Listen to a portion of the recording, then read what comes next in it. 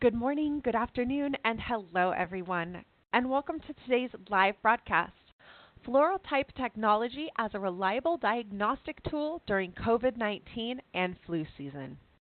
I'm Alexis Krause of LabRoots, and I'll be your moderator for today's event. Today's educational web seminar is brought to you by LabRoots and sponsored by Bruker Daltonik. For more information about our sponsor, please visit their website at bruker.com. Now, let's get started. I would like to remind everyone that this event is interactive. We encourage you to participate by submitting as many questions as you want at any time you want during the presentation. To do so, simply type them into the Ask a Question box and click on the Send button. If you have trouble seeing or hearing the presentation, click on the Support tab found at the top right of the presentation window, or report your problem by clicking on the Ask a Question box located on the far left of your screen. I'd like to now introduce our presenter today, Alina Merz, Senior Product Manager. For a complete biography on our presenter, please visit the Biography tab at the top of your screen. Alina, you may now begin your presentation.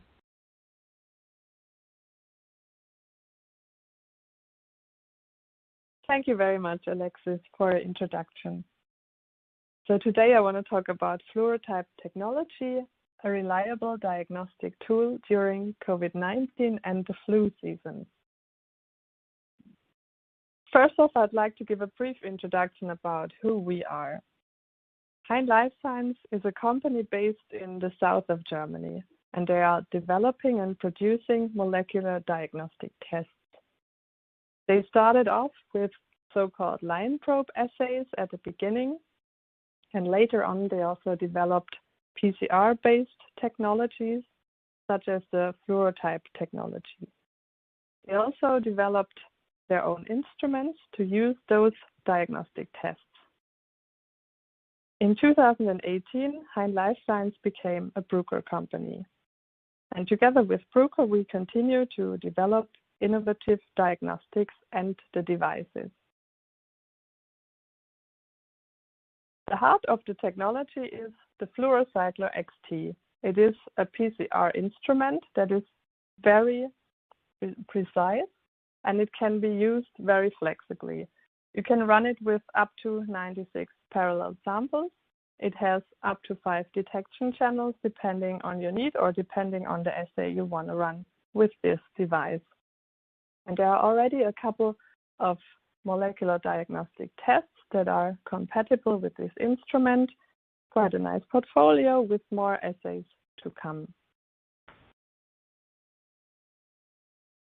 So today we want to talk about the Fluoro Type SARS-CoV-2 Plus,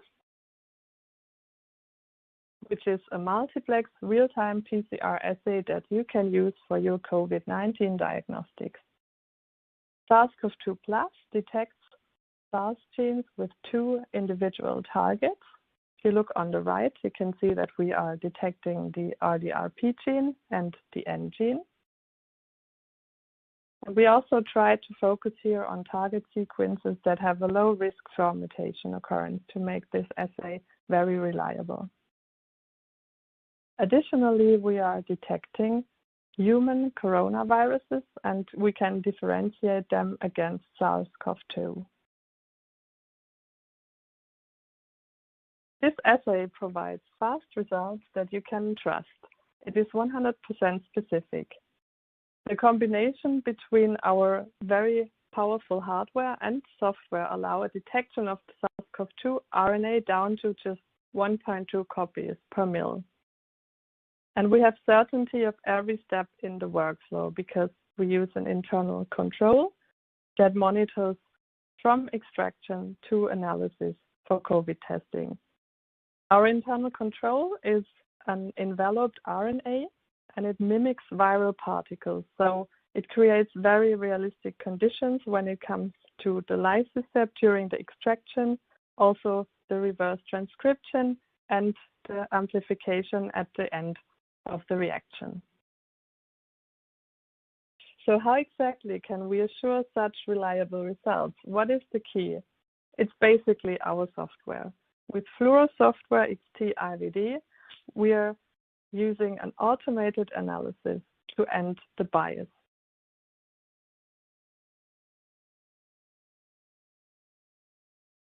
So let us focus a little bit on CP values because they have been discussed recently when it comes to SARS-CoV-2 diagnostic. What does CP or CT value actually mean? So there are two terms that can be used interchangeable. CP stands for crossing point and CT stands for cycle threshold. And if you look at the graph on the left, you see PCR cycles plotted against fluorescence, and you see what is a typical real-time PCR curve. So if we would now look at the two different methods that can be used to calculate CP value, there is the first approach, which is called the threshold method. This is basically the point where the fluorescence first leaves the background signal. And this can be on different places on the curve, depending on how you interpret that. And the second approach would be just using the point of inflection of that curve. And if you now compare these two approaches, you already see that the CP values that you obtain using either method can differ. So it depends on the method that you use. And if we're looking at the threshold method itself, it also depends on where you set the threshold, on where you define where the curve now crosses the background. So CP values differ depending on how the value is obtained. So there is no consensus and no guidance when it comes to CP values. And multiple factors can impact or bias the CP values.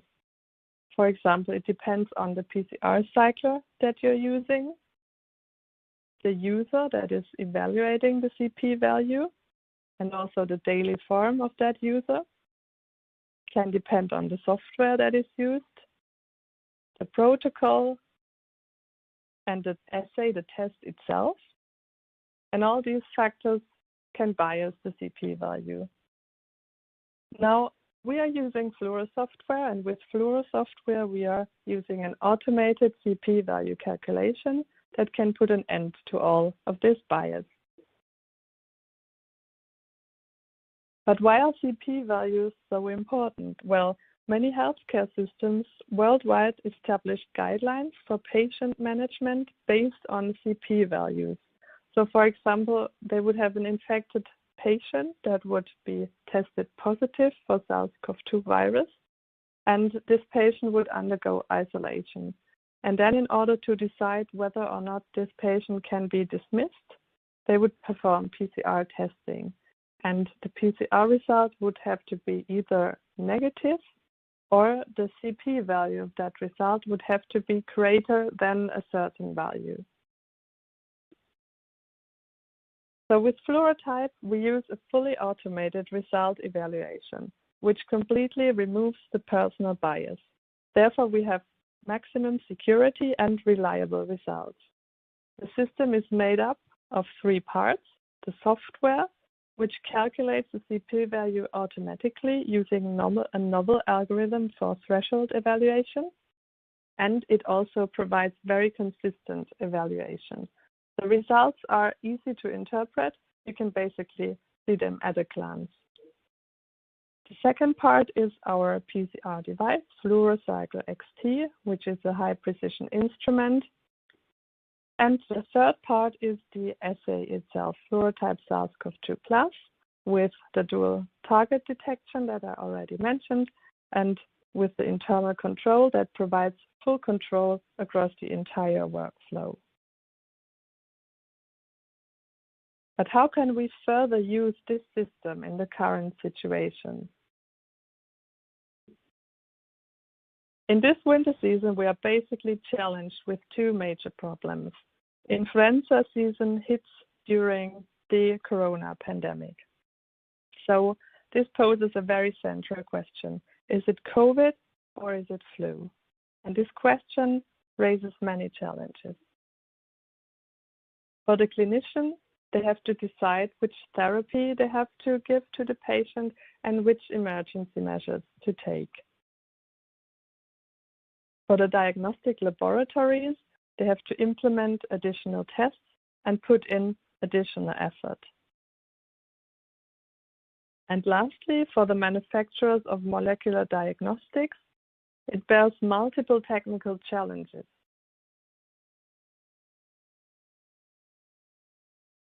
And we accepted the challenge to develop a new diagnostic assay to tackle all those major problems. And therefore, we are very pleased to present a new assay which Bruker will shortly launch. Fluoro Type SARS-CoV-2, Flu RSV, your diagnostics for the winter needs. This is again a multiplex real-time PCR assay. It can differentiate between flu A and B directly from respiratory samples, and it also has a very high test capacity. It detects common winter viruses, flu, RSV, and also SARS-CoV-2. So you can see here the 4 targets that are detected with this assay. It's a nice panel of respiratory viruses. We have again the dual target approach for the SARS-CoV-2 genes. Yeah. And we have also included the differentiation of influenza A and B into this assay. If you look at the graphs below, this is just a result example. And I'm pretty sure you can already see how easy the interpretation is at a glance with our automated result evaluation that has been done by the software. In challenging times like this, it is even more important to be in close contact with our users to support them in the best possible way. We are in close contact with our customers. We are collaborating with them for product validation. And we also provide customized solutions. We are really reliant on the input and the feedback of our customers, and we then can react to local regulatory guidelines and also to current needs that our customers might have. Thanks very much for listening, and we are taking your questions now.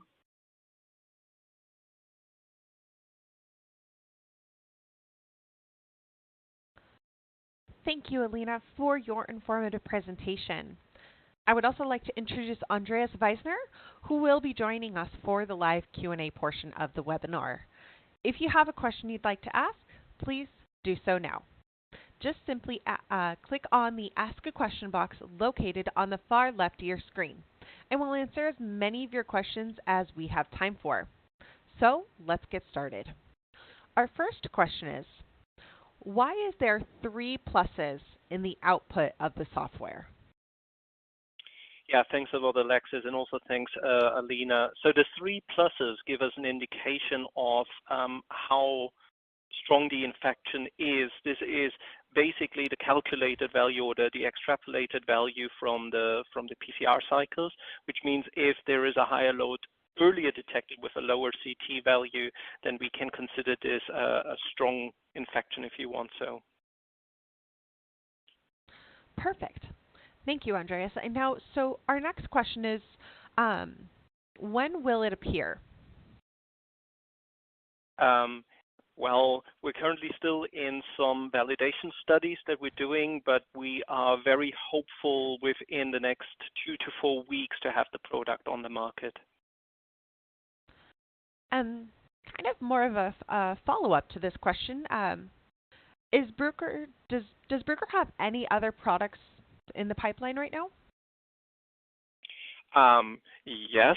In all fairness, I wouldn't really inform too much about this. What I can say, I think, at this point is that we are very, very keen to leverage the full potential of the Fluorocycler XT. You've seen what Alina presented with the 5 channels that we have, and obviously we will be trying to expand the assays that we will have there. If I do give a little bit of a sneak preview, one of the things we will be looking into and that we have basically with this Fluoro Type SARS-CoV-2 influenza RSV is that we're heading more towards the syndromic panels, but we're certainly not going to restrict ourselves to the respiratory indications only. Wonderful. So now in the respiratory panel, you detect SARS-CoV-2 with 2 targets. However, the detection is done through one channel. How is this dual target detection achieved? So that's a very technical question, I have to admit. I might be a little bit going out on a limb here. It does still give the result of both targets, but it combines them together in one channel due to how the technology is designed and how we do the reading and the analysis. We can extract the information on both by the separate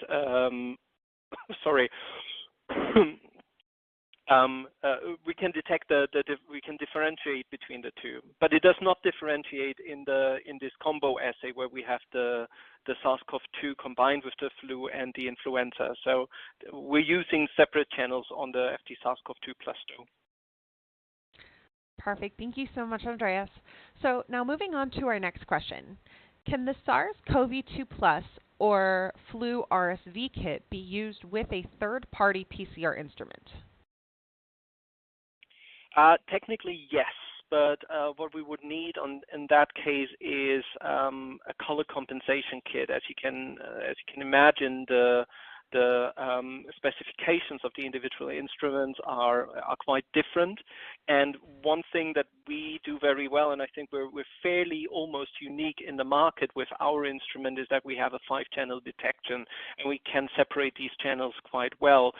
Most of the other instruments I could think of are more in the maximum of 4-channel area, which means we would need to, and we're looking into this, provide something that we usually call a color compensation kit. That would make sure that the wavelengths and the excitation that we get in other readers can be analyzed via our software, and therefore, not by our software, can be used with our assay, and therefore provide the same results. It's kind of like an adapter that you would know on your TV. Perfect. So now moving on to our next question. Is it IVD or RUO for Fluoro Type SARS-CoV-2 flu RSV? So the FT SARS-CoV-2 RSV influenza, the sort of combi assay that we have, will be an IVD product. As said, we're expecting it to be out in about 2 to 4 weeks. Perfect. Looking forward to it. So now moving on to our next question. The extraction, does that have to be done outside and not in the Fluorocycler XT? Oh, that would be really, really nice if we had the extraction and the analysis all in one instrument. But believe me, the instrument would then become very, very expensive. And you also might just block the analyzer because you're still in the extraction step. So to give a short answer, no, it cannot be done inside. You usually either do a manual extraction or you would use an extraction automation instrument, similar as we have, for example, for the smaller number, the GenoExtract.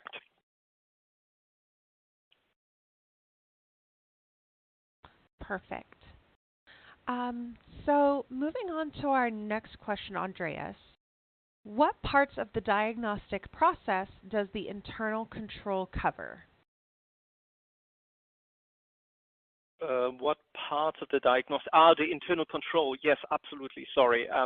That was a bit of a mouthful of a question to digest. So in principle, the internal control, as Alina said, is basically RNA encapsulated and therefore mimics the virus. Now, we can't control, obviously, with the internal control, how the sample has been taken from the patient. Now, the entire process, like putting a swab up your nose, hopefully missing the brain, and taking nasopharyngeal sample, that is something that cannot be fully controlled because this is down to well, a human step. But the moment where you actually have the sample in a tube and you start the extraction, you're running the control in parallel, and therefore you can have a full-on control over the entire process from there on, and thereby see whether what the quality of your output is. So just as a reminder to our audience, as we are going through these questions, we number one, we want to thank you for all these amazing questions that are coming in, but we do want to just remind you that any questions that we do not have a chance to get to today and those that come in during the on-demand period will be addressed by our speakers via the contact information that you provided at the time of registration. So let's move on to our next question. Oh, perfect. Here's one.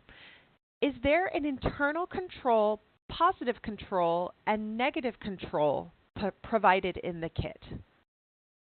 So yes, we do have the negative control. This is the internal control. A positive, we have the positive control, which is the internal control. We do not have a negative control in there. Perfect. Now moving on to our next one.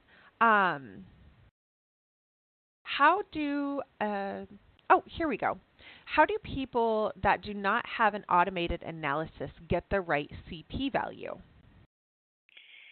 Well, you see, I'm being careful not to say not at all, because, I mean, obviously there's a lot of people out there that still do facilitated or completely manual CP value determination. And I have to say, they do not necessarily need to be bad, but they will be biased.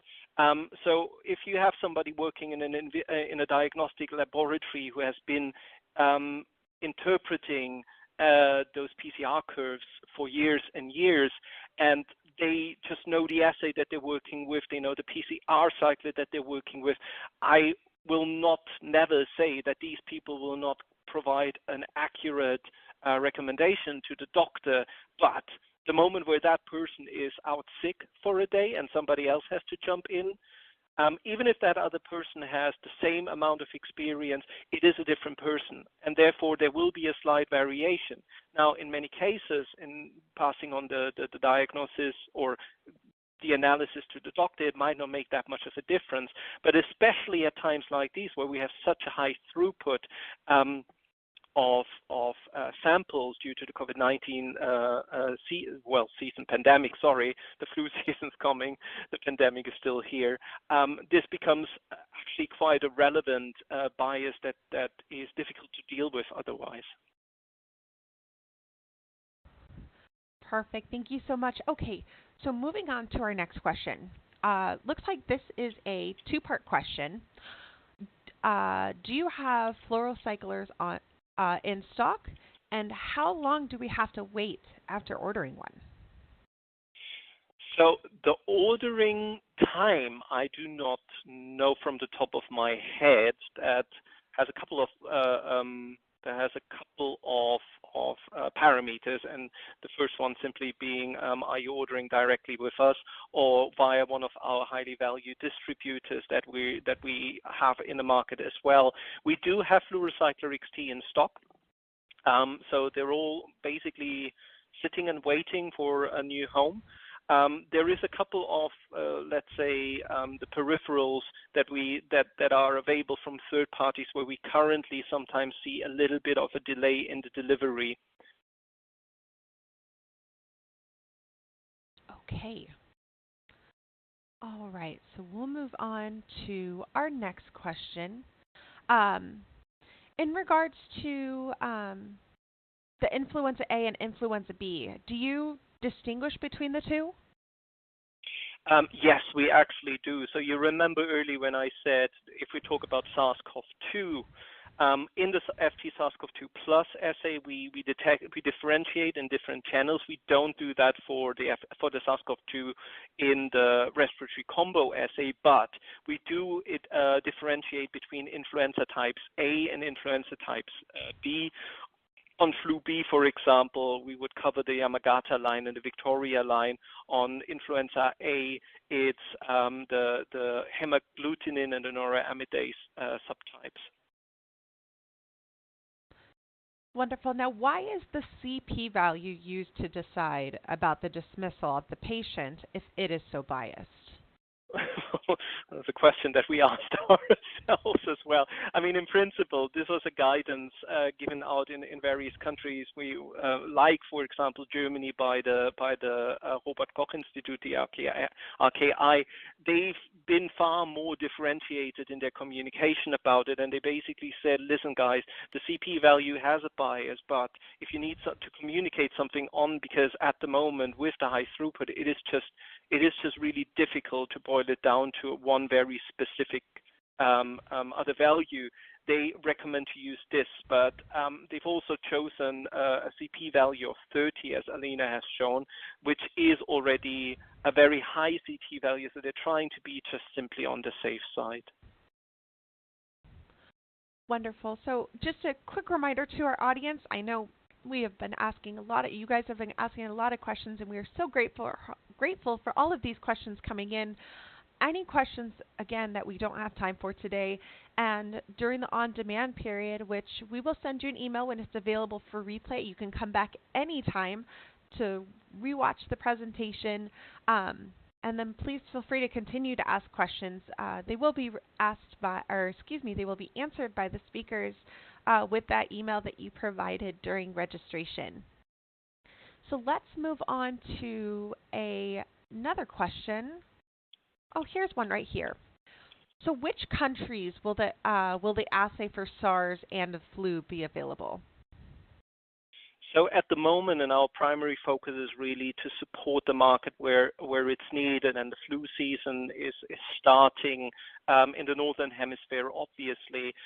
We've been working with a lot of customers together, and even though normally the flu season is more towards, let's say, November, December, sometimes even January, a lot of our customers have highlighted that due to the very similar symptoms, they're expecting to get a lot of diagnostic requests already in October, meaning now, and certainly in November. So we've taken this into consideration just to make sure that we supply the market first, that we can support the best, the quickest that needs it. So initially it's going to be launched primarily in Europe.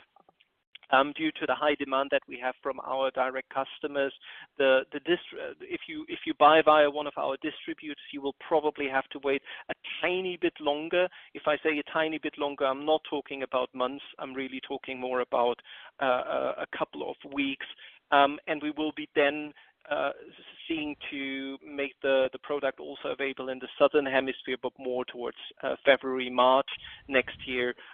Hopefully with how the pandemic goes, and hopefully the flu season and starting to go down, we can balance the needs in the market well. Now our next question is a two-part question. So the first part is, what is the number of copies of SARS-CoV virus that the kit can detect? And the second aspect is, what is the maximum number of samples that the cycler can process? So I start with the second question while I'm searching for the slide that Alina already had. So the FluoroCycler XT can handle up to 96 samples in parallel. And I'm not quite sure. I now clicked on slide 9. I hope you see that slide, Fighting COVID-19, Fluoro Type SARS-CoV-2 Plus. So the number of copies that we can identify is 1.2 copies per microliter. Perfect. Now, moving on to our next one. The internal control, is it endogenous or exogenous? Technical thing. I have my cheat sheet open on the side. Let me have a quick look. If I have to say I'm not a technical specialist here. If I see that correctly, this would be an endogenous control. Perfect.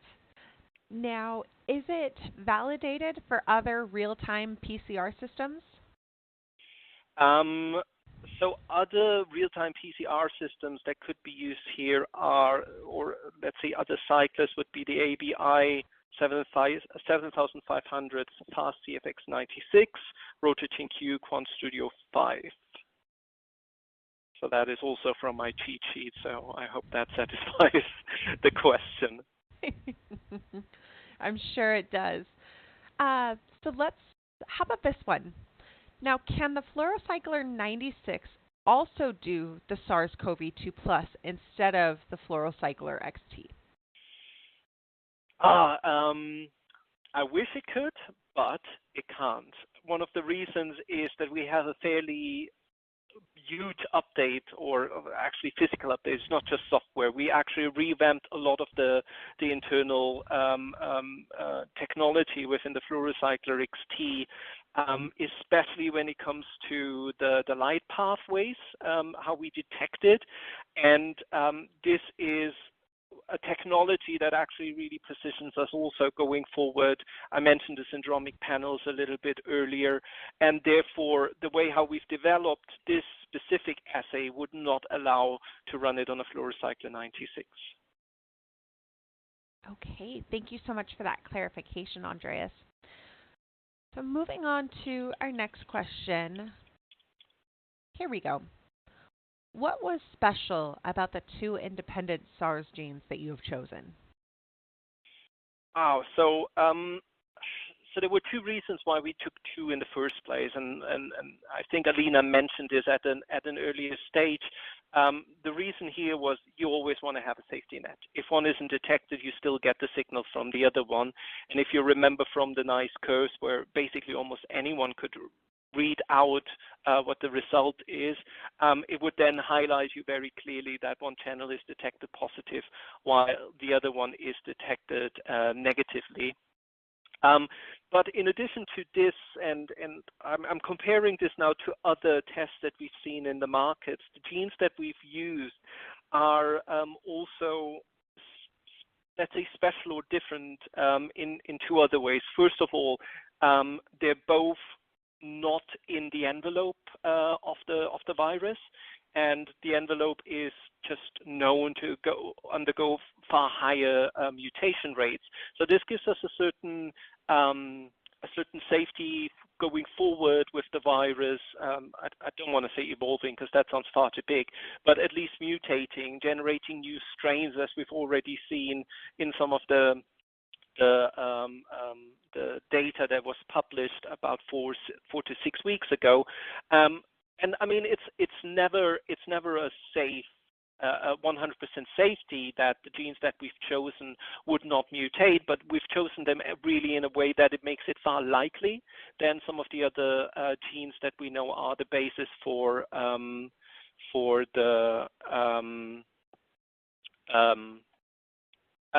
the diagnostic detection. Perfect. So looks like we have time for a couple more, or maybe about one more question. So let's find. Here we go. So it was stated that the assay was rapid. What is the actual time from sample to result? From sample to result. Well, I think taking the sample would be fairly quick, and going back to the nasopharyngeal swab. But it depends also a lot on the extraction. The extraction that we have with some of our systems. Maybe let's start on the PCR first. The PCR itself would generate the results in about an hour and 15 minutes to 1.5 hours. And on the extraction, if you do it in an automated way, it just really depends how fast your automated extraction instrument is. We have the GenoExtract that I can refer to. I mean, it only can do 12 samples. I'll just estimate a little bit longer than the GenoExtract that we have. So I would say probably in the range of 45 minutes to 1 hour. So altogether, you would be able to expect the results from putting the sample into your process to the result of about 2 to 2.5 hours. But then you have a very, very clear result already. So that also includes the actual, well, automated analysis as mentioned. Wonderful. Thank you so much, Andreas. Before we go, I would like to thank the audience for joining us today and for their interesting questions. Questions that we did not have time for today and those submitted during the on-demand period will be addressed by the speaker via the contact information that you provided at the time of registration. We would like to once again thank Alina for her time today and her important research. We would also like to thank Andreas for joining us and answering all of those questions that the audience had today. We would also like to thank LabRoots and our sponsor, Bruker Daltonik, for underwriting today's educational webcast. You can view this webinar on demand. LabRoots will alert you via email when it's available for replay. That's all for today. Please join us next week for part 3 of our webinar series, Serious Launches on the MALDI Biotyper and more. Until next time, have a great rest of your day, stay safe and stay healthy. Bye-bye, everyone.